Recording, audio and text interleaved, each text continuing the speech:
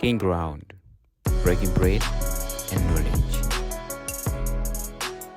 Hello, sanibonani emakhaya ninjani. The first and foremost installment of Gain Ground, where trailblazers thrive. And we have one trailblazer here. Her name is KEDEBONE MKHABELA. And she's known as what? Miss K for The Rise fabulous Miss K. Oh yeah, the fabulous Miss K. How are you? I'm fantastic. How are you? I'm all right. Beautiful. And as usual, looking glamorous. Thank you. We try. How do you keep it looking good like that? I take my brand very seriously. Uh-huh. When there's a need for me to look good, I look good. When there's a need for me to look scruffy, I look scruffy. Oh. But I've always been into fashion. Mhm. I love makeup. I enjoy makeup. So yeah, Uh-huh. but I suppose it's a thing. You know? Yeah. Mm. All right. You know what? We're here today with the Gain Ground. Basically, let me just explain it a bit for you. What is Gain Ground? Gain Ground is basically a podcast, not only a podcast, but a big establishment, even though small, but a very, very big establishment. It's about showcasing business people, not only business people who are actually doing big things in the community. And for now, we're focusing on Mpumalanga, but as we grow, we're getting out to South Africa and then probably and preferably international also, because we need all of that. Of course. So that's where you come in as a trailblazer yourself. Mm-hmm. I mean, from 2002 and up until now, you've been pushing the industry. 2002 to 2006, you were in TV. Yeah. That's what I saw when I looked you up. And what else have you done? Muvango, you've done that. Quite a lot. As a whole, like Muvango, that is the biggest TV drama in South Africa. I know. Okay. But I don't think a lot of people remember me from that because it was just a couple of episodes. I remember the voice. Of course you remember the voice. The voice has always been there, whether on radio or TV. Mm-hmm, Yeah. Mm-hmm. So tell me, I'm just going to go start with how do you do this? Transitioning from being a radio personality, a businesswoman, a philanthropist that you are. How do you do that? Because you are an all-rounder. Yeah. For me, it's the passion that I have for everything that I do. Mm-hmm. Essentially, my calling is serving. Okay. And serving my community, serving people that have less than I do, serving people that are in need of what I know and what I can help with. Yeah. So, it's about serving. Yeah. On radio, people are listening to either catch me, laugh and laugh with me, or they're listening to learn about whatever topic we're talking about. Yeah. On TV, they are tuning in to be entertained. They are tuning in to laugh. They are tuning in, of course, to see the beautiful face. Yeah. And when it comes to philanthropy, it's always working with the less fortunate. Yes. It's working with people that are in need. So wherever I can help, I do that. Mm-hmm. So that's where everything comes from, really. That's what makes me balance what my calling is. All right. So basically, you should be a doctor. You should be a police. You should be the president of the country. I mean listen.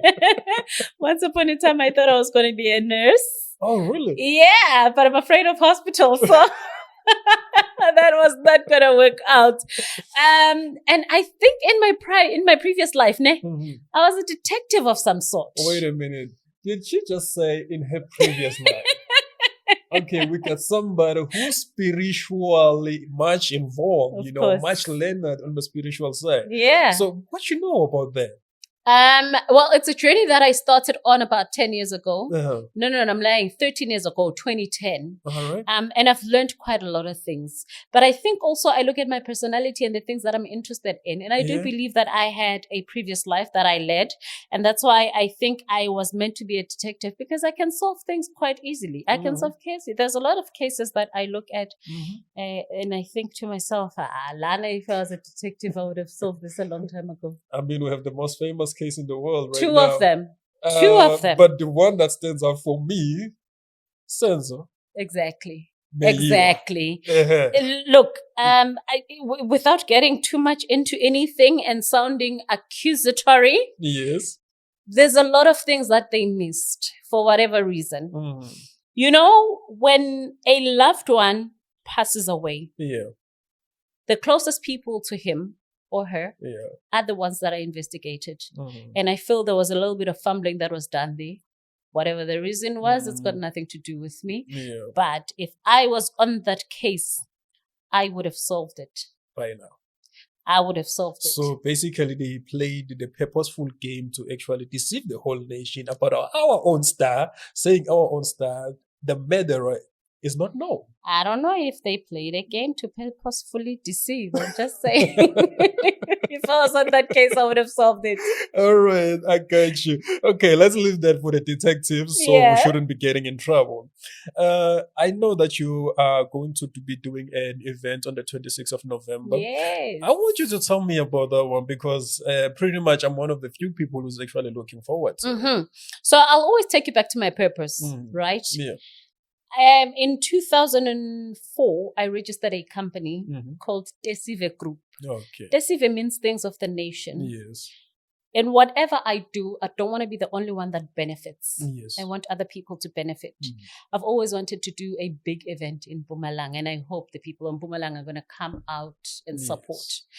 And when a National Arts Council decided, because they are putting out a call for people to apply, I decided to apply also because Mpumalanga doesn't have that many events. Lengathi amailana nokuthi benefit ama-artists, kukhule ama-artists. You know, we're always looking into the profit, and it makes sense because you're spending money. So with me, because I have been funded by NAC, you also have your MTPA on board and other people that have come on board to say, listen, we want to help you out because we see what you're trying to do. It's not about the profit. It's about promoting Mpumalanga as a destination of choice, whether it's tourism, whether it's business, whether it's entertainment, whether it's leisure, whatever the case is. But it's also about creating a platform where artists that don't necessarily get booked, get booked. And I'm hoping it's something that's gonna be bigger. You know, I can't get into my plans right now because sometimes you get into your plans and then the next thing your plans are stolen, and then you see somebody doing something that you spoke about. But I've got a big plan for this one, and I'm praying to God guides me to where it is. It's going to be very exciting. We've got Mlindo, the vocalist. A lot of people love him. We've got Indlovukazi, Moda is there, Kalo is there. Yo, there's a lot. I think we have about 32 artists. My guy, what she's telling us is that we should be prepared to lose our girlfriends. I don't know. I don't know. Oh, no. Moda is married, so I don't know about Kalo and Mlindo. I don't know about the Big Zill. I don't know about the Soul Kings, but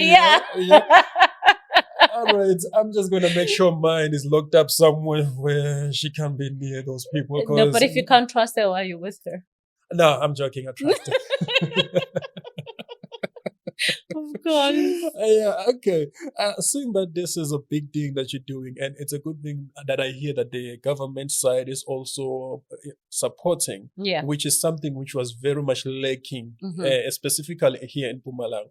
And in the past, how were you able to deal with it? Because I know you've done prior events, and most of the time when you needed the support, it was there, but it was also not there. It was never there. It was never there. No, it wasn't. What changed, and how were you able to deal with all of that? Okay, so I am, and I'm not trying to shade anyone, but I think I just need to do this for clarity because it's unfair for credit to go where it is not due. I am funded by the National Arts Council. The National Arts Council is a body under the National Department of Sport, Arts and Culture. You know, and I think COVID also brought a lot of positive change because the PES program, which is the Presidential Employment Stimulus Program, okay, maybe a bit wrong, but somewhere there, came after COVID. You know, they saw people in the arts industry are struggling. So they came up with something to help us do that. And obviously, also with my fashion show, it was funded by the National Arts Council. No, not the National Arts Council. Sorry about that. About Mzansi Golden Economy, which is also under in National. So far, I have been supported by National. But I still want the support from home. I'm still knocking at doors. And hopefully at the right time, the right door will open. Yeah, you know what? As you're saying, you're still looking for support at home. It does not only lie on the government side. I myself, coming up in the industry, I got recognition from outside South Africa. Yeah. And I was like, what about home? I mean, for people from the likes of Zimbabwe, for the likes of the Continental magazine, which is under PMG, Yeah. to actually publish a story about me. And yet I'm here in South Africa and there's none who's actually doing that. What I'm trying to say is that's the culture we have. At home, we rarely get the support. And why is it actually like that? And how do we change such a situation? You know what? I can't tell you I know why. They know why. And they, at the right time, will give us the support that we need. No. I can speculate, but speculation is not fact. Yeah. And I don't want to be painting people with the wrong brush. Yeah. But I always take it back to what the word of the Lord says. Yeah. I, at the right time, will make it happen. And maybe it's not the right time now. Yeah. That's why bangasiboni or bangakhoni ukuthi basit. Ngesikhathi lesi-right bato-sit. I do believe we will get that assistance from home. It's just that sometimes it takes a bit of time for that to happen for whatever reason, you know. And I mean, it looks. You look at Black Coffee.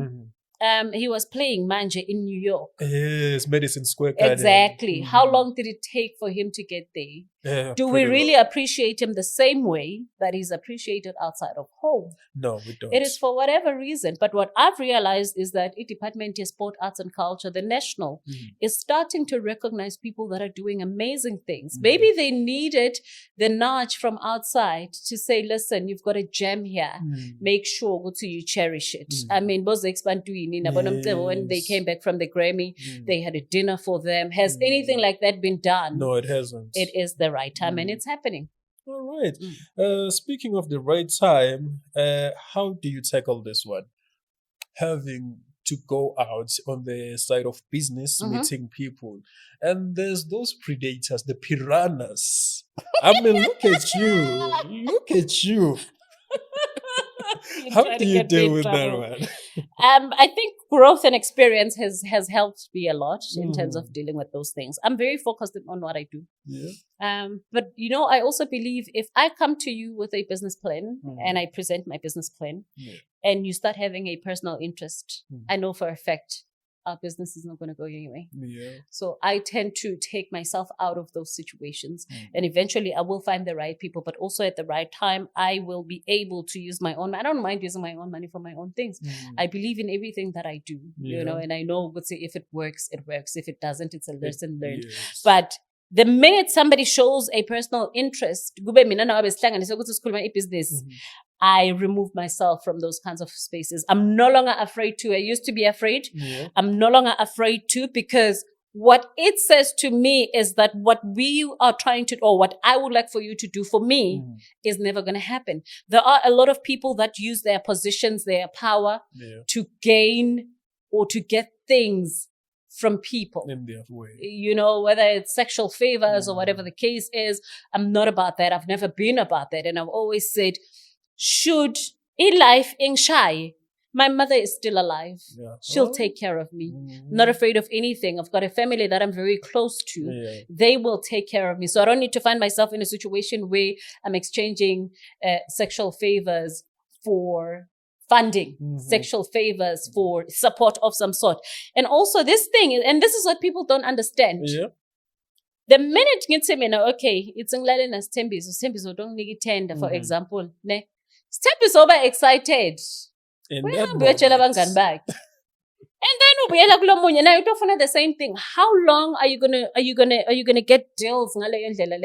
Is that your way of getting deals? Is that going to be your way of getting deals? Because it's not going to take you anyway. It's actually going to destroy your brand, the one that you're trying to build. So what is the most bizarre thing that they have offered you? Like, okay, see, I know you want this, but I'm willing to give you this just to be with you. And I know there's some that actually come direct and say to you, I just want to have sex with you. Yeah. There's been cars. There's been offers of houses. There's been offers of trips, spoilmentation, and whatever where you think of. All those gifts. Yeah. And you said you could tell now that they're lying to you. Please. So, in all the absurdity of all these gifts, I be like, you know what, I'm tempted. Nah. All of them. Nah. Can I tell you a secret? Yeah. I've shared this, but I don't think people know, right? Mm-hmm. I have always been a late bloomer. Okay. I find things late, or things come to me late, or things appeal to me late in life. Mm-hmm. I don't get easily excited. Oh. If you're a millionaire, Mm-hmm. that money is yours. It's not. Just because mina nawe siyajola or friends with benefits or whatever the case is, it doesn't automatically make them mine. Mm-hmm. And let me tell you what these men do. Mm-hmm. They will buy you a car in their name and borrow you the car. Give it back. They will buy you a house or rent a house in their name. Mm-hmm. Everything goes back. Yeah. They will have millions in the bank. Yeah. Marananio shopper. They they will use a credit card. Let me tell you why they use the credit card. So, so that when you return the money or you return the clothes, the money goes back to the credit card and you're left with nothing. Just like that. Yeah.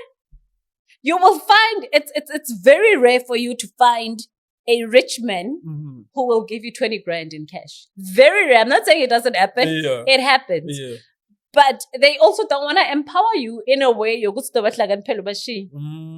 So they gotta keep you on the leash. So at the end of the day, it's like, whatever you're giving me is yours. You temporarily giving it to me. So long as we're together. The day I want to walk away, so basically, knowing all of these things is what kept you relevant in the industry. It was kept you afloat in the business.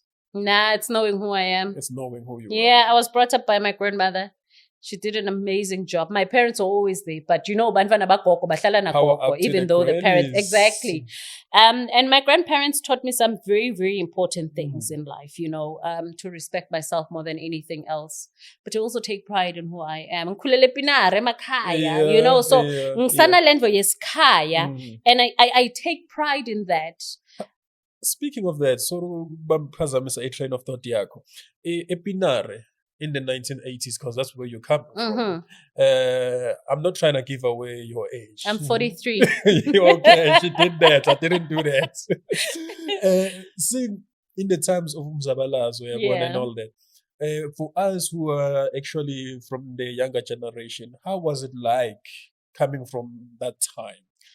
It wasn't, in my experience, it wasn't that hectic, but it was hectic. It was.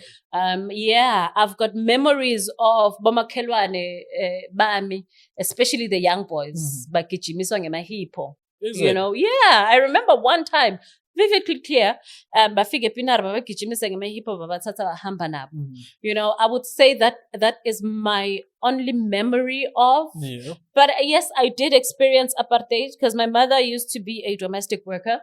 And one time, and I wasn't allowed to come out of her room. I had to stay in a room, because I wasn't supposed to mix with the kids. And one time I went and I played with one of the kids. Mom, you don't know what's going on. Yeah. I went to play with one of the kids next door. It was a problem. I was taken back home. Immediately. I was taken back home. And that's why I'm saying, and I'm not saying we should hold on to apartheid, but we should remember where we come from to be where we are. Yeah. And I feel like a lot of the young ones, remember 2000, don't know what people went through.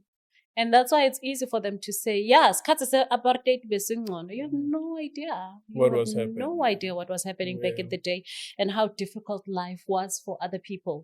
Just educate yourself. Don't hold on to it. Don't hold on to the anger or the hate. Yeah. But know so that when you make a decision, you make an informed decision. So it wasn't hectic, but I did experience it. Yes, I was watching a video since you spoke about the 2000, a video about our own finalist for Miss World, Claudia. She said something about that the time of our parents, they fought for us today, which is what we have. And now we have the business of taking the mantle actually and building South Africa as a country as it is. And seeing that it's what you're doing, and you're trying to get these other ladies. I've seen you partaking mostly with ladies, the likes of Portia. Forgot the other ladies' names that you've been with. You do try to empower them. So for the young designer, young businesswoman who's at home and who will be watching, what can you say to them? Okay, if you want to do 1, 2, 3, this is how you do it. What advice basically can you give them? Let's stop chasing money. Our biggest problem or our biggest challenge is young people chasing money and not wanting to work for their money. There's nothing more delicious than you know, you don't owe anybody anything. And it is possible. Yes, it's hard. Yes, it's got challenges because life has challenges. You know, nobody said life was going to be easy. But hey, kumnanzi kudla imali yakho. Mina imali yami ngiyayidla, ngiyasebenzela ngiyayidla, kumnanzi. You know, so we need to focus on things that matter, things that will build us, things that will leave something tangible for the next generation. Because akupheleli ngathi. What are we going to teach our children? And what are they going to teach our children? Siyophelela kuphi uma sekunje? And you know, the one thing that I fear for future generations, and they include my family, is oh gosh, it scares me, I swear to God. What we are leaving for our children. The legacy. What are we leaving? Are we leaving something that they will be able to carry to the next generation and the next generation? And we take pride in what this generation did for us.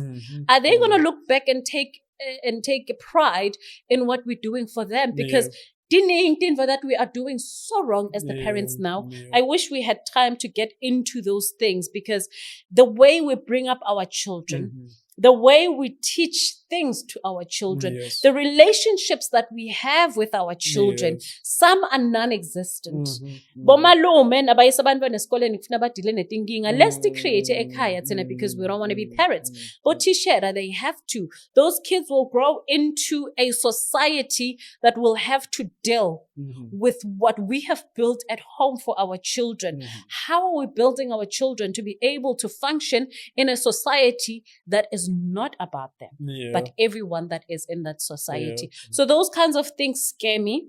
Sibatali watsina skijimisa imali to a point yokuthi we will slip around. We will do all of these things with pride. Bantu bethu sibafundzisa ukuthi bende the same thing. Pretty much. You just from the stuff that you just said, you're reminding me something which was said by a friend of mine. He said the older generation is the one that is killing the younger generation. And what you just spoke about truly resembles that. It resonates 100% with that. So back at home, the parents, we have a bigger role to play. I'm one of those people who says, I want to be the one person in my entire family history when 100 years from now, they'll be like, we owe our riches, the life that we have, to that one particular grandpa. It is because of him that we're here today, and we must protect and make sure it passes on to the next generation and the next. Not only just the riches, but how you conduct yourself as a person, a code of conduct, the ethics, the principles, which most families today, they do not have. And I don't need to ask you that, because I can see yourself that you are a person of principles, which is good. But the last question before I let you go. I know you still have dreams. I know you still have goals. A lot. Yes. A lot. What's your biggest dream and what's your biggest goal? My biggest dream? I don't know. You don't know? No. You know, I always think to myself, no matter what negative things you say about me, one thing I never want anyone to say about me is blocking people and not giving opportunity. I live for that. I live for that. I want people to say, nanoma ningampenda njani Gidi, mara matfuba usinikile, usisitile wanjinja, Timbilo date. Yeah. So in everything that I'm doing that I unfortunately cannot get into, I want the common thing to be Gidi Unjinje Timbilo date. Nice. There's dreams and goals about businesses. There's dreams and goals about KEDEBONE MKHABELA Foundation. There's dreams and about my personal growth and journey in the industry, because I'm always going to be in the arts sector. Yes. It's my thing. Yes. It's my calling. But the one thing, I should be credited with having created opportunities and shared everything I possibly could. I hope APM they hear you to actually give you that next year. I want that Community Builder of the Year award.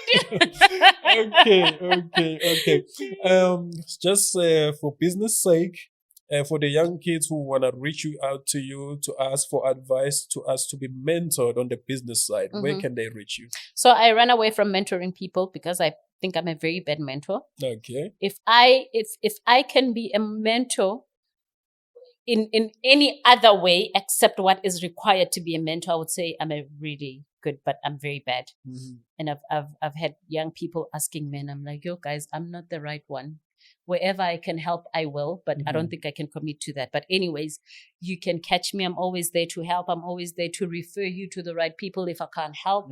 My socials are open all the time, though I struggle with DMs and inboxes because there's a lot of them and some I'm just not interested in. Facebook, Gidi MKHABELA, or Moments with Gidi. Instagram, it's Gidi_MKHABELA. I'm not sure how I feel about Twitter or X. So I never really talk about it. It's X now. Yeah. All right. No, we appreciate your time and for being a phenomenal person that you are. Thank you. Just keep on doing what you're doing. I myself look forward to be working with you. I see your work ethic. It's brilliant. You look like somebody who actually, when they set their mind to do something, they do it, which is what we need today. 100%. To the families at home, ladies and gentlemen, that's the end of our segment. And to you, stay tuned because we're coming with more. Bye-bye. Thank you. That was a win.